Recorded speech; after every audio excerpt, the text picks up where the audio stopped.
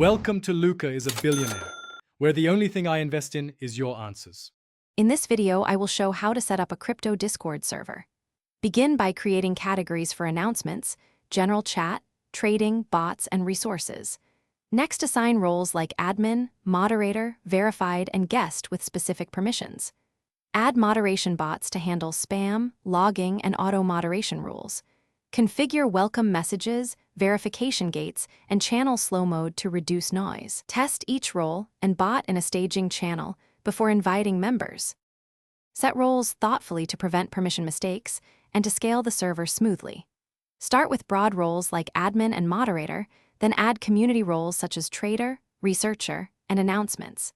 Explicitly deny manage channel permissions for general roles to avoid accidental deletions. Use role color hierarchy to make staff easy to identify. Regularly audit role permissions and keep a change log so you can quickly revert mistakes if they occur. If you're finding this helpful, please subscribe and like so I can keep making useful guides. Quick recommendation: those leak-proof containers are perfect for storing snacks and laptop-side lunches while you monitor markets and bots. They seal tight, stack neatly, and save time when you pack meals for long work sessions.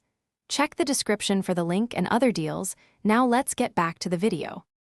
Pick bots that cover moderation, alerts, and utility without overlapping features. Create a single bot commands channel so users run commands away from conversations. Configure price alert channels with thresholds and cooldowns to avoid repeated pings. Use read-only announcement channels for official updates and a small suggestions channel for feedback. Test bot permissions to ensure they cannot post in private channels or access logs beyond their scope. Thanks for watching and please subscribe. It's the best investment you'll ever make.